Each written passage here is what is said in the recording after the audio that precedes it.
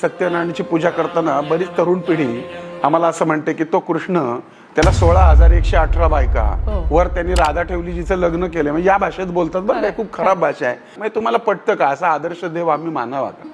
पण मुळामध्ये आम्हाला कृष्ण समजला नाही, आम्हाला गणपती समजला नाही, आम्हाला विष्णू समजला नाही, आम्हाला त्याचे अवतारच समजले नाही. तर 16,118 बायका म्हणजे काय हो? आता तुम्ही मेडिकल फील्डमध्ये आहात, आयुर्वेदामध्ये ज्या नाड्या आहेत त्या तेवढ्या सांगितल्या गेल्या आणि त्यातून एक रक्ताची धारा धारा धारा धारा राधा वाहते आणि त्या धारेला तो कृष्ण आकृष्ट होतो. कृष्ण म्हणजे हृदय आणि 16,118 म्हणजे नाड्या, राधा म्हणजे रक्ताची धारा. तो कृष्ण तुमच्यात पण आहे, तो कृष्ण माझ्यात पण आहे. मला सांगा, युगे 28 विटेवरी उभा करकटावरी ठेवून या. मग तो युगे 28 तो पलंगावर का उभा नाही, तो खुर्चीवर का उभा नाही, तो विटेवरच का उभा? कारण त्याच्यातनं हेच सांगितलंय की तुमच्या प्रत्येक घराच्या विटेवरती हा पांडुरंग उभा आहे.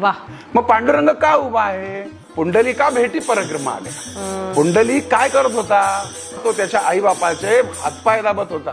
ते भजन करताना पांडुरंग आल्यानंतर आईबापाला महत्व देऊन त्यानं वीट भिरकावली आणि त्या विटेवर त्याला थांबवला. जोपर्यंत तुमच्या या भारत देशामध्ये किंवा जगामध्ये आईबापांची सेवा घडेल तोपर्यंत तो पांडुरंग त्या विटेवरच उभा राहील. आणि म्हणून तुमच्या घरात जर तुमच्या आई वडिलांची सेवा झाली तर तुमच्या घरातल्या प्रत्येक विटेवर पांडुरंग उभा आहे. त्यासाठी तुम्हाला पंढरपूरला जायचीच गरज नाही.